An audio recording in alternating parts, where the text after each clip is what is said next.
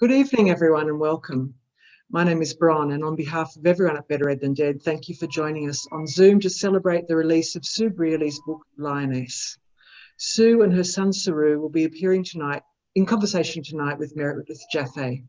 Please note that tonight's event is being prefer not to be filmed. Please turn off your camera settings. Before we begin proceedings, I'd like to acknowledge and pay respect to the traditional owners of the lands on which we meet. These will be different depending on where you're zooming in from. For me, it's the land of the Gadigal people of the Eora Nation. It's upon their ancestral lands that Better Ed Than Dead is built. We pay our respects to elders past, present and emerging, and always was and always will be Aboriginal land. If you're joining us tonight, you're probably already familiar with the story of Saroo's odyssey home to a small village in India with the help of Google Earth. You may have seen the major motion picture Lion or read his internationally best-selling A Long Way Home. Saroo's also recently released a children's picture book about his experience called Little Lion, A Long Way Home. Tonight, you'll have the chance to hear Saroo Brierley speak about her story. Sue's book Lioness tracks her journey through a difficult childhood to her decision to adopt two from India and the experience of being in the spotlight and being portrayed in the film Lion by Nicole Kidman. Lioness explores motherhood and family and how love and perseverance can bring us together. Our moderator tonight is Meredith Jaffe, the author of 3 novels for adults, including The Dressmaker of Yarrandara Prison, which will be released in May 2021, The Making of Christina, and The Fence. She's the festival director of Storyfest, held on the New South Wales South Coast, and regularly facilitates at other writers' festivals and author events. There'll be a Q&A session towards the end of the session, so please type questions you may have for Sue or Saroo into the group chat and they'll answer them via video once the time comes. Without further ado, here's Meredith to kick things off. Good evening, everyone. Thank you for joining us. And good hello, Sue. It's lovely to meet you, meet you, perhaps, and particularly at the end of what has been a very long year for all of us, yourselves included, no doubt. And hello, Saroo. Hi, Meredith. Thanks for having us. Central to your story, Sue, the thing that absolutely shines out in Lioness is this concept of the mother myth. Can you explain to us, so the audience is in the know as much as I am because I've read the book, what you mean by that concept of the mother myth? Well, that's a very complex chain of view and thoughts and feelings on my part, because I feel that we as a society just have this tag mother and there's just a view of it, whereas I wanted to explore the diverse ways that women become mothers, and they can become mothers to their children, but they can be co-mothers when the need arises. And so I wanted to create the thought that down through our pathway in life, that we in fact could assist our sisters in motherhood. And that was first triggered in my view by my childhood poem, which I have put in my book, because there's a whole lot more to being a mother than just giving birth. Not that I denigrate that, but I just feel it's a concept that now more than ever we need to explore, because there's so much more need. It's a desperate time for so many more children that haven't got one adequate mother figure. And I just feel we could help each other a whole lot more. As you said, your ideas, obviously, of motherhood were formed in childhood, as you know, as we all mostly experience, whether through having a mother or lacking a mother, or you know, all those different colours of the rainbow in between. Tell me a little bit about who your mum was and how she ended up in Australia, and particularly, you know, in Tasmania, where she didn't have English as a first language, and she just was thrown into this adult world, if you like, through marriage. Yeah. Well, my mother was a young village girl born in Hungary, and she was the youngest of 14 children. So she had the mere dregs of mothering available to her as she grew up. And then, of course, we had the Second World War, and suddenly she found herself fleeing from her village, living in another country, which was Germany, and in due course watching and experiencing the most horrific wartime atrocities. And, you know, I can't imagine how hard that would have been for her. But in the end, she was rather manipulated into a relationship with a Polish man, which he was my father. And that was at the instigation of her very own mother, which I really can't ever come to terms with how traumatic that must have been, because she had a village sweetheart and she had hoped to return back to her home and connect with this man who'd been a soldier.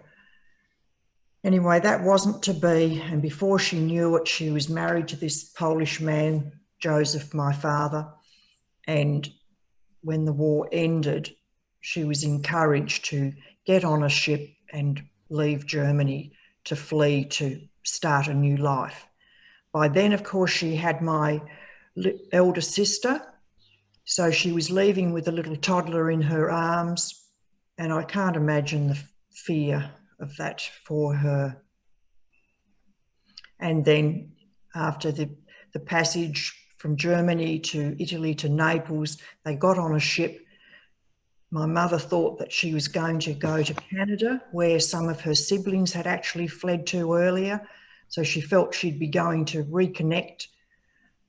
But in fact, the ship she was on went to Australia and there was none of her family here. So she came with this man she barely knew with a toddler to start a whole new life in Australia. And what impact do you think that that had on you growing up? And by the time, you know, you in the story, you do tell us that you are one of 3 sisters. How did you feel that affected your mother's ability to nurture you and your sisters? It was a huge difficulty. For a start, she had no family support. She was with a very domineering and quite heartless man. And on the other side of the world where she couldn't speak the language. And really, she had a huge emotional disconnect from her daughters because of that. She was in survival mode. And we all know when you're in trauma, you cannot take in new information, you can't learn, whether you're a child or an adult. And so she struggled greatly with that. So she was a very disengaged mother, and really until her quite mature years, when she was able to sort of reconnect with love and emotion. And it was a lovely thing to see. That's really important that you say that to me, because you talk about love and emotion. I mean, your father's idea of emotion was at the wrong end of the spectrum, and he sounded a terrifying figure for you. But I did also wonder how the presence of a man like Joe, your dad, how that also influenced you. And I guess where I'm coming from is we're going to be talking about the dream, but I also wondered how you see now as an adult, how your father shaped your ideas of what motherhood and womanhood was. Well, the impact was huge. And I guess to put it in a nutshell, it really stopped me for having the ultimate respect for genetic reproduction. Because if a man can do that to his own wife and offspring, where's the value in that?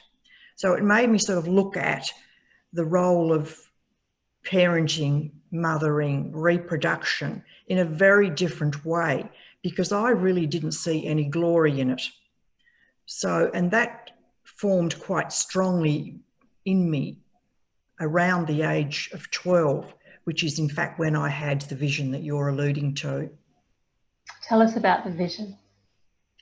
Well, that was at a particularly dark and difficult time in my life. My sisters and I had been virtually working like slaves in a builder's yard, working hard on a daily basis. And I was not a robust child. I was very thin, frail, nervous, and timid. None of the attributes that were to help me feel strong in my place in that family. And I think what happened is that it really came to a head, and I was probably quite unwell, certainly emotionally unwell, and probably mentally unwell.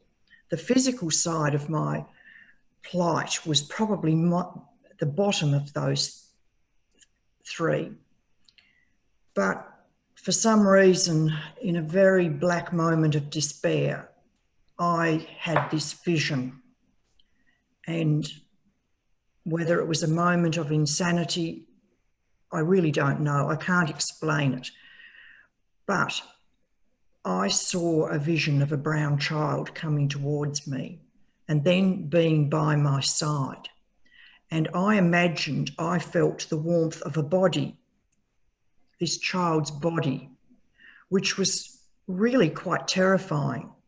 Now, I was about 12 years of age. It was really, you know, I was in a very fragile emotional place.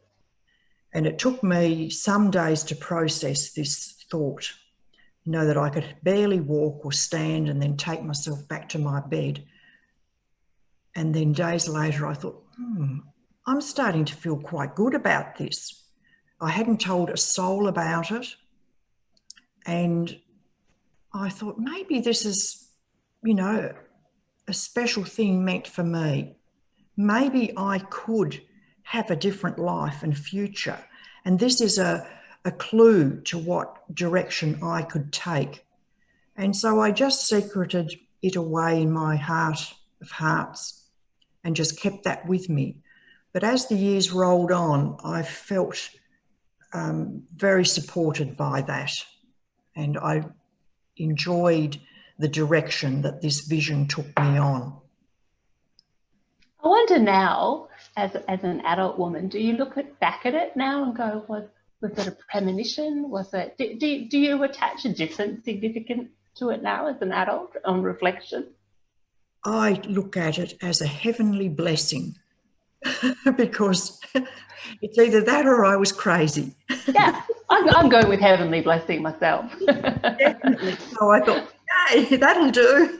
Yeah, it worked out. The other thing that struck me about the story about your early days, you know, in amongst this trauma, was that that in high school, you were studying world studies, and this was your first understanding of a broader concept of the world outside of your, you know, the microcosm of your family in Tasmania. And what was it about world studies that ignited something else within you? Well, you know, where I came from was a exclusively white, predominantly migrant population in the northwest of Tasmania. So it was predominantly English, Irish, and then, of course, the Europeans came in as refugees after the war. Some might refer to them as economic migrants, of which we have, you know, a lot today. But really, in fact, my parents were migrants.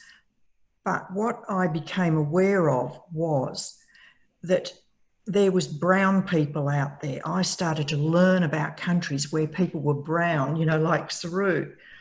And it was such an eye-opener for me because in my sheltered and isolated existence, you know, suddenly I was learning this stuff and it meant my vision, my dream was not crazy because here is a whole bunch of people living in other countries around the world. And I was learning about them. I couldn't get enough of the information. It was just so inspiring. And so I was very grateful for that. But on the other hand, I also learned about some terrible things that I was also unaware of. You know, keeping in mind that people that came from wartime were very secretive about that time. They rarely spoke about it. It was like a mysterious, dark time in their life. So the older folk rarely talked about wartime. I knew nothing about it. You know, it was like a closed door.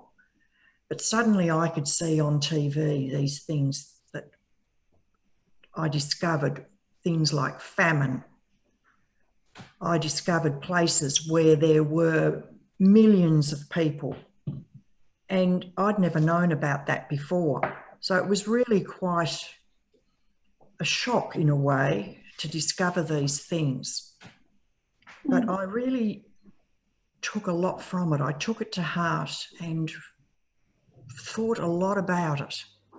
I think you must have, because not that long afterwards, you met the bloke that was going to become your husband, is your husband today. I'd love that story. Can you share us a little bit about how you met John? And then we're going to talk a little bit about some of those conversations you and John used to have in those very early days. How did you meet John? So I left school when I was 15. That was sort of like a cut-off point for my parents. I had to get out and get a job. You know, this was, you know, my life path. So at that time, fortunately, there was the availability of jobs, and I secured a position in a pharmacy as a pharmacy assistant, trainee beautician, and that was really quite a magical time for me. Again, it alerted me to the fact that families didn't function like ours did. So that gave me a renewed sense of hope for my future. So in the street where I was working in the town of Burnie, this is another place in the northwest of Tasmania, I would take myself up the street in my lunch hour to visit some of my school friends that had secured positions in retail and whatever in the area, and touch base with them. And I think it sort of came to a bit of a curiosity. I'd go in there. I had a fashionable attire. I had a mini skirt and a tight top, and I'd had a new haircut, trendy haircut for the first time in my life. Even though my teeth were terrible because of neglect, I put on a reasonable appearance, I think. And this must have caught the eye of my husband-to-be, John. So he secured my phone number from the girls that I spoke with, and in a matter of a week or so, he rang me and asked me out. And that was the beginning of well, it's now more than 50 years. It's amazing. I just cannot believe that. When I read that you met, actually, I think I snuck through to the photos in the book, and there's you on your wedding, with John, and you're both so young. And it's like, how on earth did a marriage that started when, really a relationship started when you're 16, you're married when you're 17, and here you are today, still in that really solid foundation in your life. And the thing that what I guess is the clue to that, to me, or the way you put it in the book, on the way I read it, is the fact that you and John, from very early on, spoke your hearts about what you wanted out of your lives independently and together. And one of those topics, given how young you are, is the surprise, was adoption. So can you tell us a little bit about what was going on in your head and John's head at that time that you were talking about adoption when you were just a 16, 17-year-old girl? I think for me, it was the fact that I was desperate for a purpose in my life. And, really there was, and I also I'm never one to change my mind and flit around. And because I was so young, I wasn't skilled at, the romancing and manipulating and game playing that really traumatise so many relationships these days. I wasn't affected by the TV with all these corny comms and things that really show very poor behaviour between couples. And I think in a way that was a blessing, because, I see all around me and have always just the difficulty of keeping a good relationship going.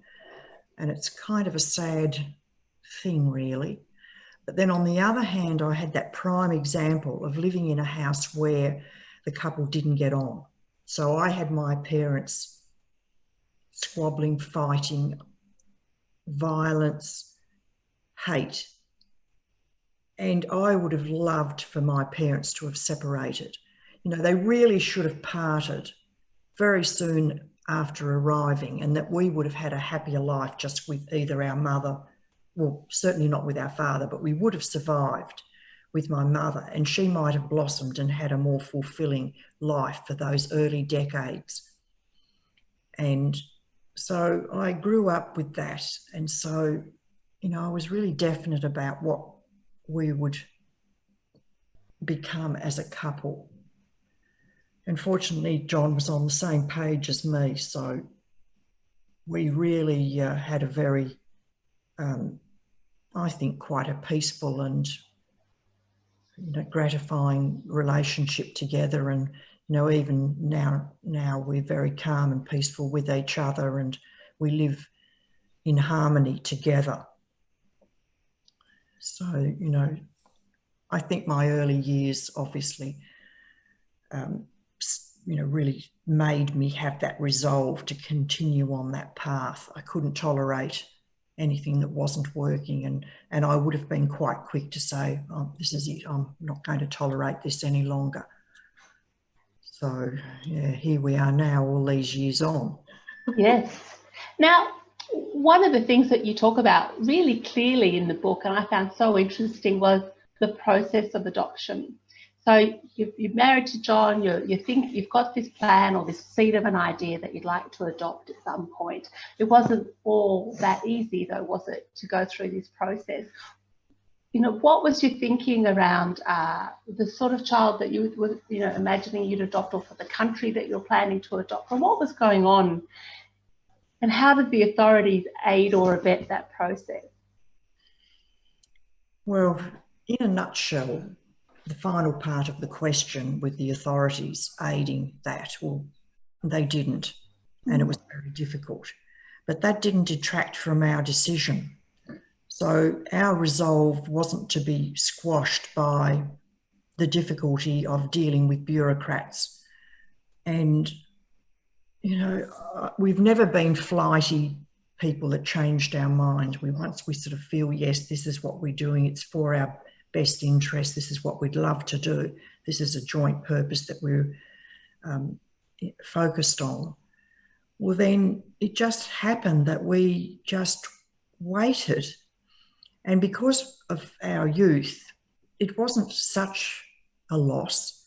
16 years was large in number, but it was full of our life and living and creating our home and cementing our harmony together for the time when we always believed we would become parents. So then once that situation changed and we could apply, of course, our adoption application passed very quickly. And within 7 months, Saroo was here with us, which is quite a miracle, really. But I sometimes think, oh, we had to wait for Saroo to be around and need us. And it all seemed to just work out fine. And yeah, so I think patience is a virtue, and we had it in spades. What is it like suddenly meeting this little guy, as you were then, a little 5-year-old, and suddenly becoming mum, suddenly having to be thrown in at the deep end to do all the things? Like most of us, you know, if we've had the children ourselves, we've gone through the whole, you know, learning the nappies and feeding, and then it's a long time really before they start school. Suddenly you're in a situation where you've got this little guy, doesn't speak much English, you don't really know each other, and you suddenly have to create this life with him and for him. How was that for you guys? Well, it was an absolute delight, of course, but in the years leading up to that, you know, I had put in a huge amount of effort into learning about being a mother, learning about being a parent, learning about the needs that my child would have. And I didn't waste that time. So by the time Saroo arrived, I felt very prepared. It wasn't just you know, if, say, I hadn't thought about that deeply. Then all of a sudden he arrives in 7 months. Well, that's less than a pregnancy. But I had a very long pregnancy, a very considered and not a wasted time at all. So that when Saroo arrived, he came to me as a mother that was almost professional. I don't know. It's a bit hard to describe, but it was really important for me to be the best possible mother I could. And of course, as the months rolled on and then we realised his situation with his first mother and the fact that he wasn't abandoned, he was just tragically a lost child. Well, you know, that threw another element of skill into the mix, more to be learnt about that part of the process to restore his trust and faith. It was, in a way, I'm really quite glad that time happened. It was a real gift and a test, I guess, to my learning and commitment. And John and I really enjoyed having little Saroo with us. It was a very magical time. You spoke at the beginning about how important it is for mothers, whether they're birth mothers or adoptive parents, how important it is to have that support network around them, and almost like a community raises the child. And one of the things that struck me in the book is how you had that community with the people that were in Tassie and Victoria who were adoptive parents as well.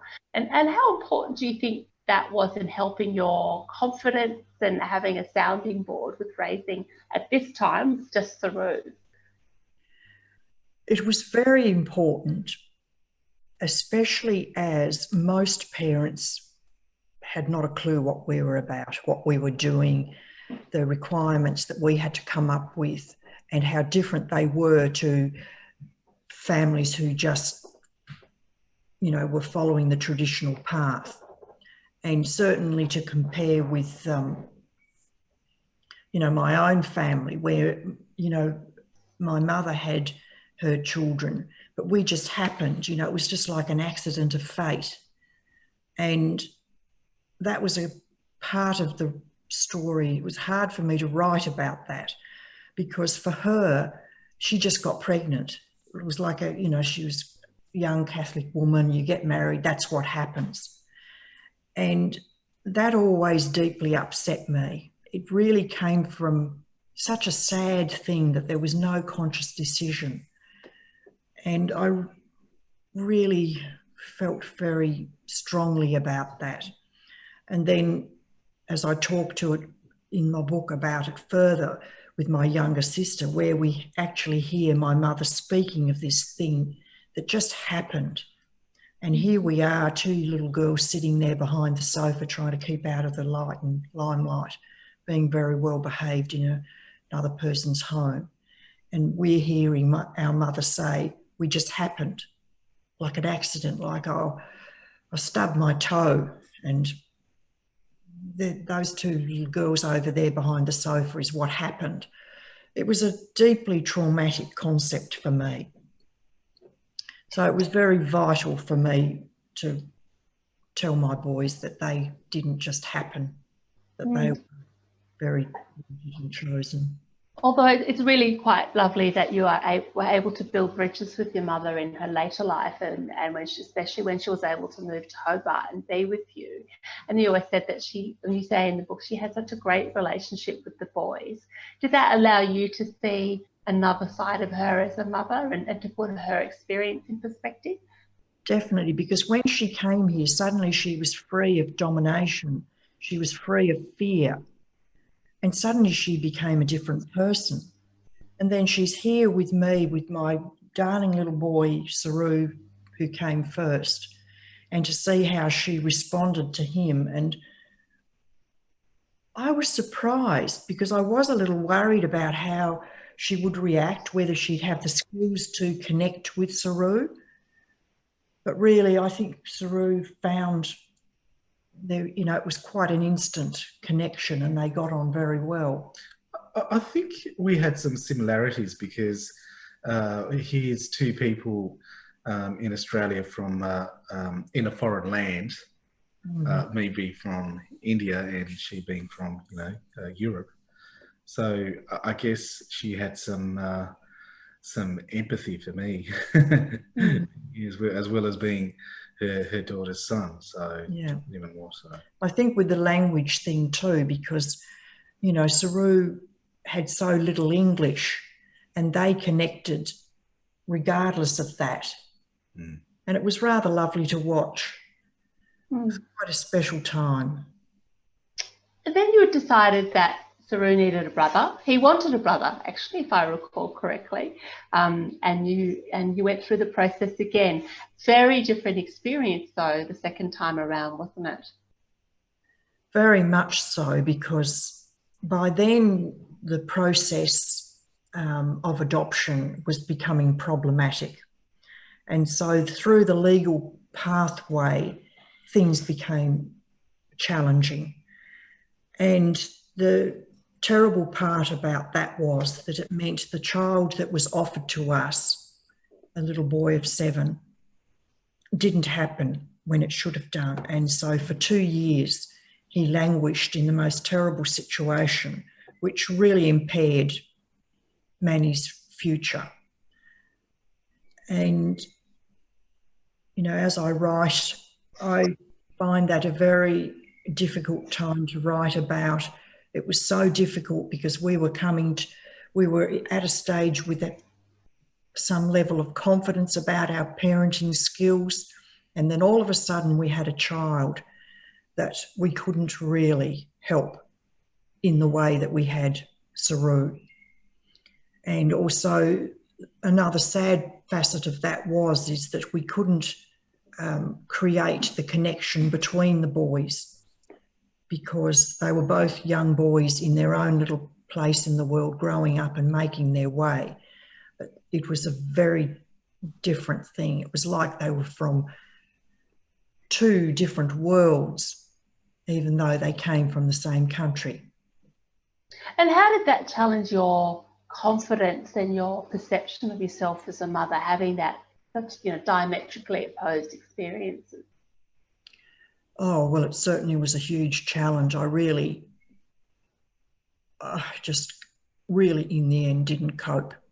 And it affected me emotionally and in turn physically, because I really started to fail health-wise and was crumbling away because of this despair and fear. It was really a traumatic time for me. But upon writing about that period of our lives, you know, I did come to terms with what had happened. And of course, I realise and understand that that exact same situation happens in all sorts of families and with all sorts of mothers. So again, that's another facet of the mother myth, because birth mothers can go through exactly the same trauma as I did. So that was a very dark and difficult time of our life as a family. It was, and you wrote about it so movingly. And then we have the story that everybody knows, feels that they know so well, is that one day your little boy Saroo turns around and drops a bombshell, as it were. He's now an adult. I think you're roughly about 30, if I remember that correctly. And when you dropped the bombshell on your mum and dad and said, oh, by the way, I've just been doing a little bit of Googling in the background here. I don't want to dwell too much on this because we actually hear about mum's story, but I just want a little snippet of how you felt about going to Sue and saying, I have this bombshell that I want to drop about what I've been up to late at night. Well, it took a bit of courage, not very long to tell, I mean, virtually hours, but it was first sort of combating with, I had managed to find my hometown using Google Earth, and then all of a sudden the urge of wanting to tell my parents as well, especially sort of mum as well. because, you know, you had to sort of be very careful. You didn't want to hurt her, and you didn't want to make her feel upset or create a situation mentally that maybe, oh, look, Saroo's found his hometown, maybe he'll end up going back to India to be with his mum. So I had to be quite sort of respectful and use correct words, and without, you know, sort of having, well, not trying to hurt you in any ways. But hey, look, it came across. I went up and told Mum, which was actually here where we're standing, sitting here, right in this room. It happened, and it was pretty much just like, you know, my parents were both really happy with what I had ascertained, you know, autonomously sort of transcended in what I wanted to achieve internally. And they just said, you know, if it was them, because I asked my parents, is it okay with your permission if I go back to Australia, to India, to look for first the train station and then hopefully my family. And they just said, if it was us, then we'd certainly like to diffuse the weights on our shoulders and make that journey. I just want to go straight back to you, Sue, because you just went, yes, yes. Now, why have you said that? Tell us what's going on in your mind at this point. Well, because it was fabulous. You know, keeping in mind that I never for a moment forgot Saroo's first mother.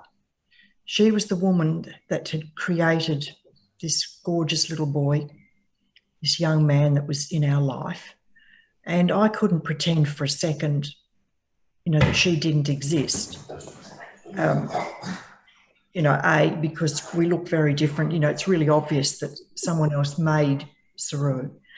But for me, as the years went on, I began to understand how the loss had happened as Saroo spoke about it and shared his story. So I knew there was a woman there that was suffering this terrible loss. And I never forgot about that. And so I often would just send a nightly prayer and say, oh, Saroo did this today, did that. He's doing so well. He's so strong. I mean, he's turned into a fabulously fit and strong man. And I was really very proud of that. So when he announced that he thought he'd found his first family, well, I was really hoping he was right. And in a way, I knew he was right. I just had this gut feeling, yes, this is as it should be. It just seemed a very right thing that had happened. And I certainly felt no fear about it. The thing I did feel sad about, though, was that I had worried that there'd been some sort of social manipulation with Saroo, that he sort of had got the idea that maybe he shouldn't be looking for his first family, that he should be satisfied now, that he was so lucky to be in Australia, that why would he want to search again for his first family? And so I was a little sad about that. And I do know through others and, you know, talking to people that have been adopted or adopting, you know, often there's this fear of loss. But I had this real anticipation and joy of sharing, and that was good with me. You're amazing. So the thing that, so Saroo goes back and he has his own experience of going back to his village and seeing his family. When you go back with Saroo, you go with the 60 Minutes crew. I just found that, like, how bizarre would that be to try and have this incredibly massive emotional experience being filmed? What was it like meeting Saroo's birth mum?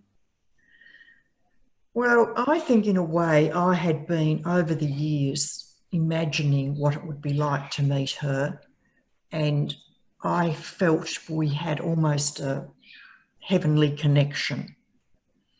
That I do believe that there is a certain energy in the planet that connects people, that there's this astral world that we can't explain or understand or really know about.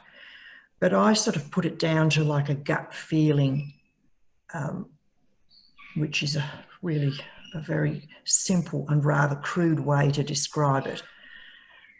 But I really had quite a strong belief in it. So that when this event became possible, which was instigated by the 60 Minutes team, and I have to add, they were fabulous, as a bunch of professionals and Australian people who were just so committed and excited about this project.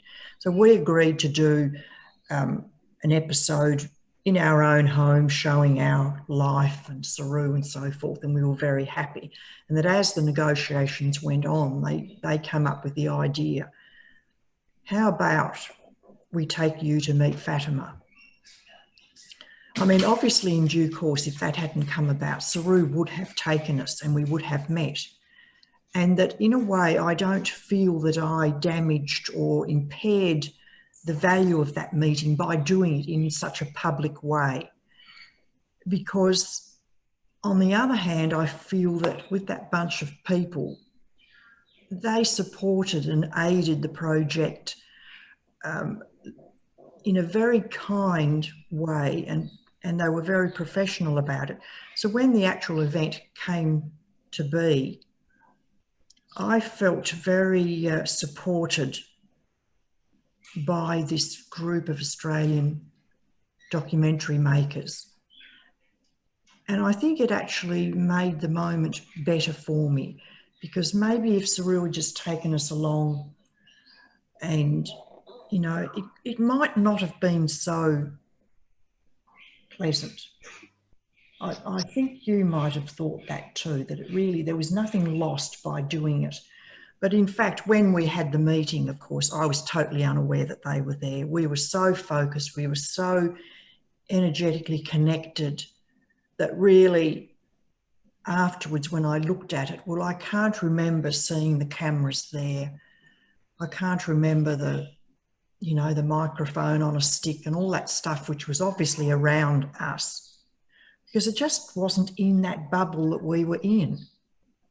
They were very sensitive and kindly. I think it was okay to do it like that.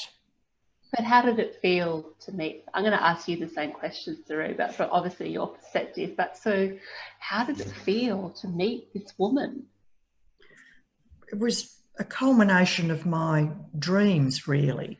You know, I was talking to this woman through the heavens as Saroo was growing up and having a conversation about what was going on and happening and how things were with him. So I sort of felt I'd already got a bit of a relationship going with her. But I must say, when I got out of that car and walked along this lane with Saroo to meet her, and I saw her up ahead of me, it was pretty powerful. And then the next thing, you know, we're embracing and I'm holding her, and she's a tiny woman. She's very frail.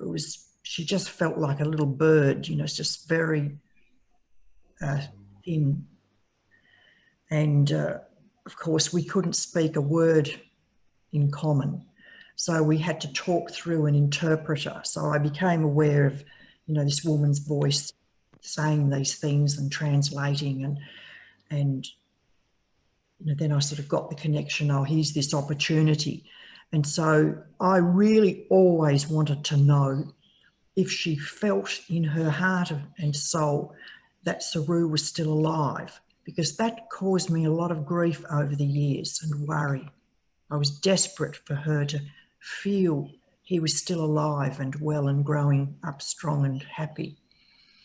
So the translator asked her this question: did she always believe that she would see her son again and that he was alive and happy and healthy? And of course, Fatima replied quite rapidly and with many words that I didn't have a clue. Then it came back to me from the translator. Yes, she had always felt he would come home. She had always felt he was alive. And that so shocked me. So that was why I really started to break down and cry quite badly, as you see in the footage. Because, oh my God, I just, you know, for that woman to have that patience and soul and heart, you know, to just hang in there all that time, 25 years. Her remaining son and daughter went to live elsewhere, but she stayed there waiting for her little boy. It really was just the most astounding thing. What followed then was that she saw how upset I was becoming and didn't know quite why, because, you know, I'm just sobbing away and not saying much. And she started to fear for me that I was afraid of losing Saroo. So again, there's more discussion with the translator, and her words were, "Don't cry," and she's literally trying to rub the tears off my face. And she said, "Don't cry. He is your son now. I give you my son." Well, that didn't help at all. No. It really didn't. Until in the end, we three had our arms around each other and stood there for some time. I really don't know how long we stood there. It would have been some minutes. I think so. We just sort of descended into this shock or trauma, or what do you think, Saroo? It was just it's very hard to describe, so hard. I think just a moment to ourselves, I guess, because it was such a pivotal moment, a unique moment, that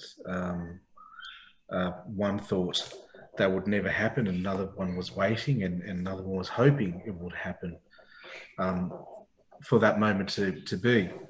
So it was a very amazing time that sort of couldn't be told in words, but the tactility sort of speaks for itself. Yes, just, you know, having our arms around each other, being tactile, and you know, just someone took a photo and it shows our arms sort of virtually connecting in a chain around each other, you know, but we really weren't aware of what we were doing, were we? It just sort of seemed to happen, and it seemed like our legs wouldn't move. We were sort of stuck in the sand there and couldn't move. and gradually the minutes passed and we were able to sort of take a deep breath and move. It was really quite incredible. Did it take a long time to process after you both got back from India as well? Like, I mean, I can't imagine, having seen the, you know, the footage of that experience, it's just like, I can't imagine how it's not that you need to move forward per se, but it's just like it's redefining in a way, isn't it, to have that kind of meeting? For me, it was a very important validation of my life and purpose, because it was such a joyful and happy occasion, and it had turned out so beautifully. I'd come out of the dark side of all the trouble with my younger son, and as a woman, as a mother, you know, I was ready to just embrace this new way of being, and it was very liberating, in fact, and very I was very grateful for it. And Saroo, what about you? How did it change?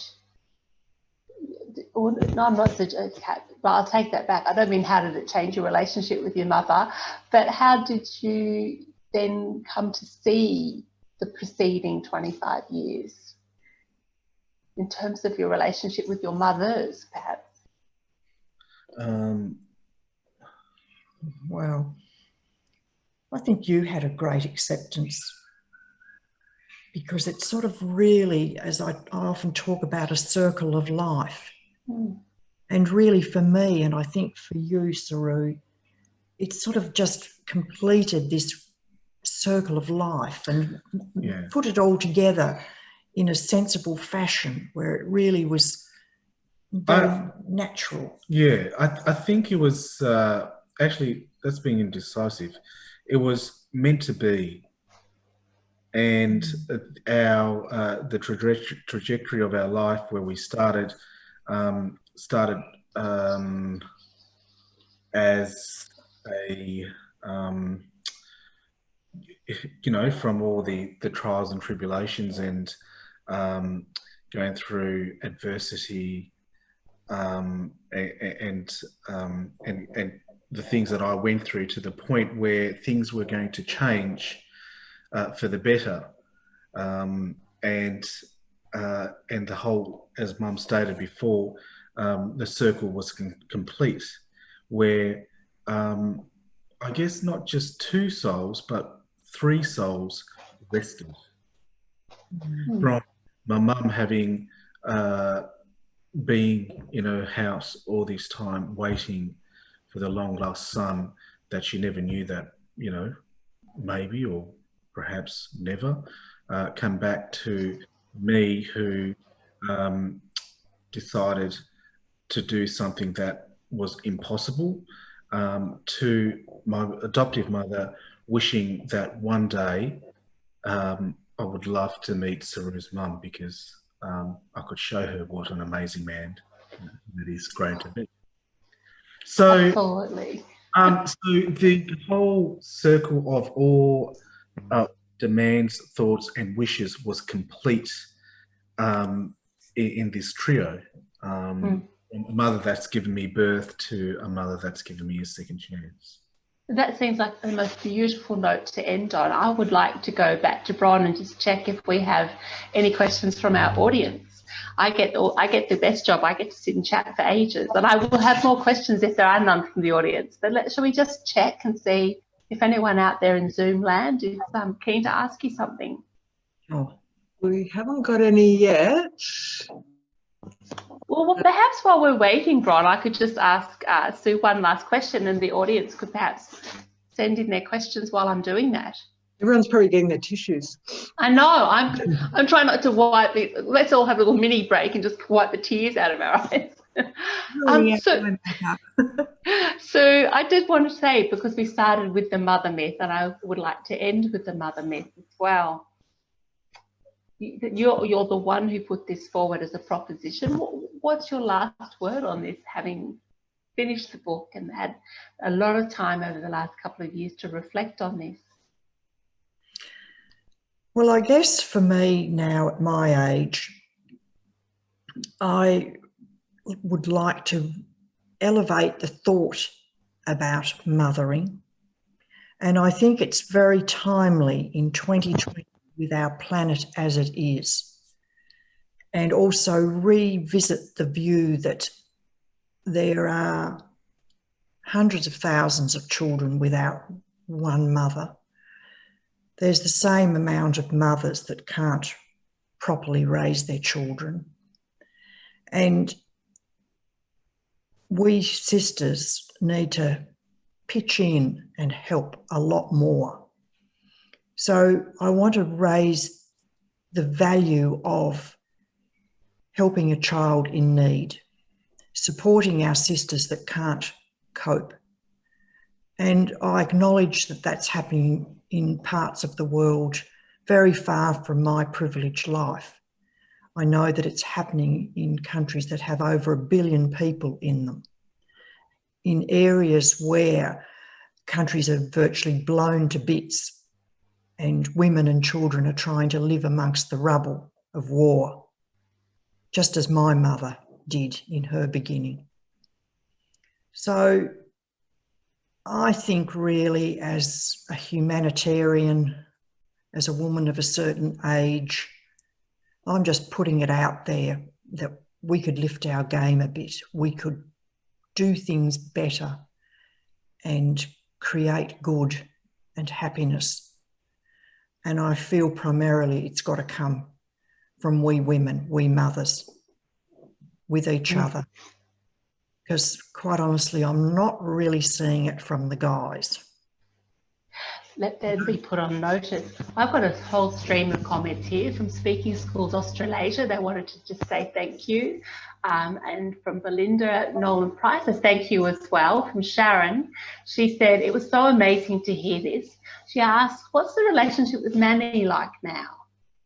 It's good. He's quite good at the moment. He's working in our business. He's got a lovely partner of 3 years. So he's turned a big corner. I guess that's all anyone can hope for, that he's living his best life possible at this time. And I hope and trust it will continue on for many years to come. He really is he's a kind, caring person. And, you know, when he read my book, he was very overcome with my story and cried. He apologised to me for a lot of the trauma he had caused. He was aware of what was going on.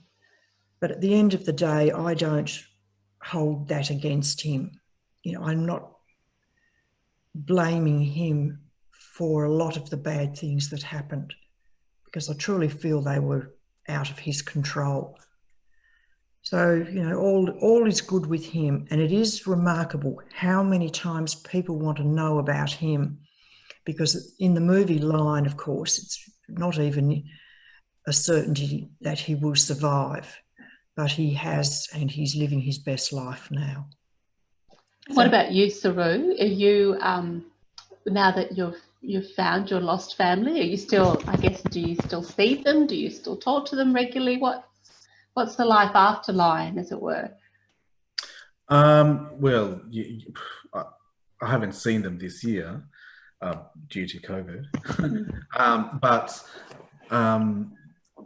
I generally see them, you know, once or twice a year, and I talk to my mother, my biological mother, at least a couple of times a month, and I guess there's so much to catch up and talk about. And being, you know, having that 25 years of separation, of not knowing, you know, what happened and so on. And I guess for her, not watching her child that she gave birth grow up from 5 years and onwards was a massive loss to her. So, you know, we've got a lot of things to share. Mm-hmm. But I think life is just, you know, everything just happens in time. And I guess, you know, maybe in the future, I'll spend a bit of time there in India for, instead of a week or two, be, you know, a couple of months. I'll maybe buy a house for myself there, or buy another house for my mum, where all of us siblings can stay together, because my hometown, I have a lot of memories, and is the place that I was born, and it's the place that I lost my hero as well, my brother. And so when I go there, it always reminds me, even though, you know, he's in my memory, but it always reminds me of my brother and the places that we used to have fun. So it's not like a place that is alienating at all, but yeah, it's very special. Beautiful to hear. Thank you so much for letting me chat with you guys tonight. It's been an absolute pleasure. I loved reading the book. It was just a very moving experience, and it's been moving all over again. I'm going to hand back to Bron now. It's her show, not mine. But thank you so much, and I hope we get to meet in person one day, Sue and Saroo. Thanks, Meredith. Thanks, Meredith. Thank Meredith, you. what a beautiful conversation. I just have one more comment here from Louise, who's another adoptive mum, and her daughter are listening tonight, and I just wanted to say thank you. I'm still a bit teary. Such a beautiful conversation, and that makes me want to buy the book, and I hope everyone gets to get their local independent bookstore and buys a copy of the book, because I think it's going to be a great read. I hope appreciate my book. Took a long time to write, and every sentence was very considered and thought about. So, not surprising. After hearing you speak, it's not surprising at all. I'm really looking forward to reading it. Thanks, everyone. Good night. Thank you. Thank you. Bye. Bye.